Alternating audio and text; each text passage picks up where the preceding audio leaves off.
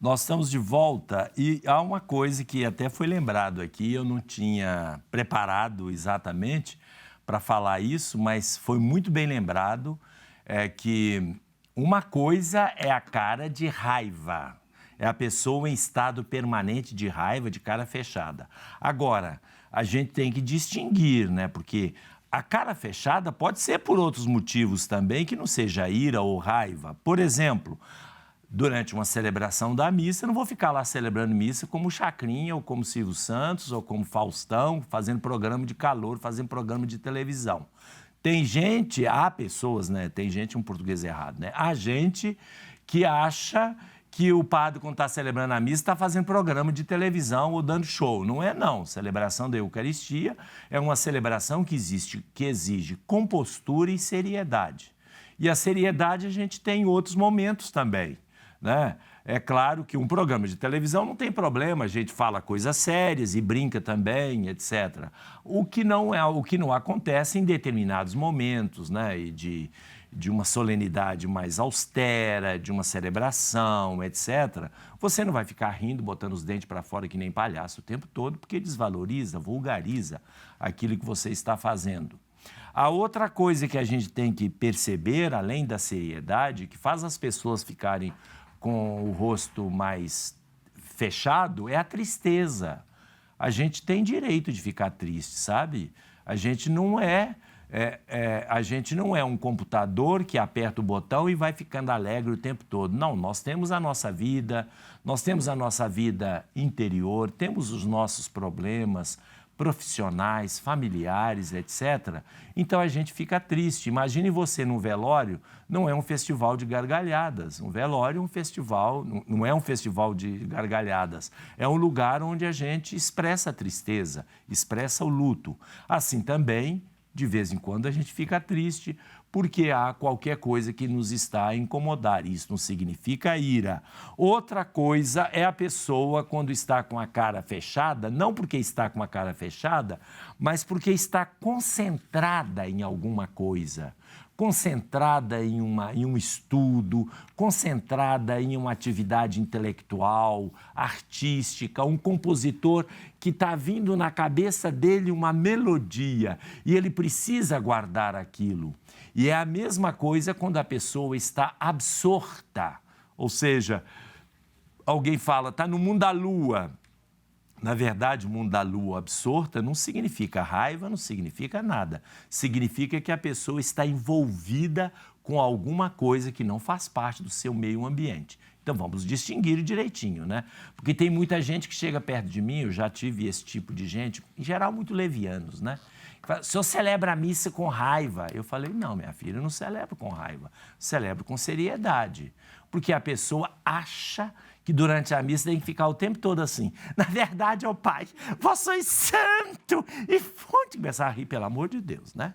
Deixa de ser besta. Quando que, não só a ira, né? Mas igual nós estamos falando aqui dos 7 pecados capitais, né? No caso específico da ira, que é o tema do programa, quando que de fato ela se torna um pecado? Porque igual você deu esses exemplos, pode ser que a pessoa ela esteja em estado de ira, mas ela guarda para si e ela consegue controlar aquilo ali. Aí eu acredito assim, uma coisa é você sentir, ter esse sentimento, né, de ira. E outra coisa é você transmitir esse sentimento de ira. Então, quando que de fato ele se torna um pecado capital? Quando é mal. Na verdade, a ira é uma emoção. Ela não é uma doença, é nada, é uma emoção. A emoção é causada por alguma coisa. Quando que ela se torna nefasta? Quando que ela se torna um pecado? É quando ela prejudica os outros. Então, é porque, eu vou até emendar aqui, que é a pergunta que minha mãe fez, lá em Ponte Nova, está assistindo o programa, ela pergunta assim, se aquilo que aconteceu em Goiás foi uma ira, né, que aconteceu. Igual naquele caso lá eu nem sei se é o mesmo caso do vigia, Foi em Goiás? Não, aqui foi em Minas, né? Aqui foi em Janaúba. E agora em Goiás se repete uma tragédia. Então, do mesmo jeito que aquilo que o vigia, ou lá em Goiás, aquelas pessoas fizeram, eles poderiam estar em estado de ira? Não. Muitas pessoas... Eu falo assim, mas aí muitas pessoas também podem ter ficado com esse sentimento de ira por causa deles. Não, mas aí extrapola qualquer outra coisa, não é nem vício, nem pecado, nem raiva, como nós estamos chamando aqui. Nós estamos falando de coisas naturais, que eu tenho, você tem, todo mundo tem. O sentimento de ira. Para nós, esse sentimento, para normais, pessoas normais, iras normais, qual é o cuidado que você deve ter? Aqui, por exemplo, há um psicólogo que diz assim, que até alguns anos atrás, alguns especialistas acreditavam que extravasar era melhor remédio para a ira. Hoje, ninguém mais pensa assim. A catarse não funciona, porque expressar a raiva pode provocar mais raiva ao invés de reduzi-la. Então, não é dessa forma. O que a gente tem que fazer?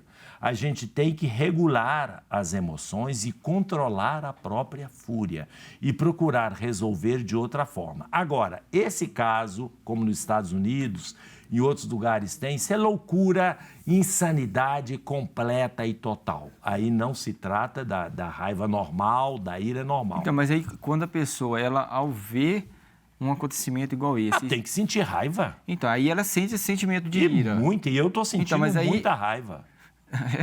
Claro, de uma coisa dessa. Então, mas é igual eu tô te falando. Aí no não é pecado nenhum. Desde que você não transmita isso para outra pessoa. Não, eu não vou matar ninguém por isso. Mas que eu estou indignado com isso é a ira santa. É a mesma ira que Jesus sentiu quando viu os vendilhões do templo profanando o espaço sagrado do templo de Jerusalém. Minha casa é uma casa de oração, não façais da minha casa um antro de ladrões. E Jesus pega o chicote e manda todo mundo para a rua. Essa é uma ira santa, é uma indignação correta? Tem até uma pergunta semelhante a essa, que é da Maria Cecília, lá do bairro Novo Industrial, e ela pergunta se quando Moisés, é um exemplo semelhante de Jesus, quando Moisés quebrou as tábuas da lei e o bezerro de ouro, ele teve uma espécie de ira santa. Teve. Agora, a respeito disso, tem até uma interpretação, um padre estava dizendo para mim agora, o padre Ulisses estava falando que os ortodoxos têm a seguinte interpretação quando Moisés quebrou as tábuas da lei, descendo lá do monte, pela raiva que ele teve, quando ele ia apresentar as tábuas, a lei, a Torá, né, para os judeus, eles estavam lá adorando um bezerro de ouro. Aí alguém disse, não é porque eles adoravam o bezerro, mas por causa do ouro que eles adoravam. Essa é a idolatria que Moisés ficou com raiva. Agora, nós temos também o dia de fúria, é o acesso de ira. Então, o dia de fúria, ou ataque de fúria, ele costuma durar no máximo 15 minutos. Pode acontecer com qualquer um de nós, tá?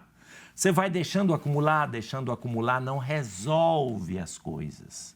Esse é um problema, né? Se você está com raiva, ressentido, magoado com alguém, tem que resolver, tem que conversar, falar alguma coisa. Principalmente se é uma pessoa que você nunca vai ver na vida mais, tudo bem. Mas se é uma pessoa da sua família, etc., tem que resolver. Onde está o problema, né?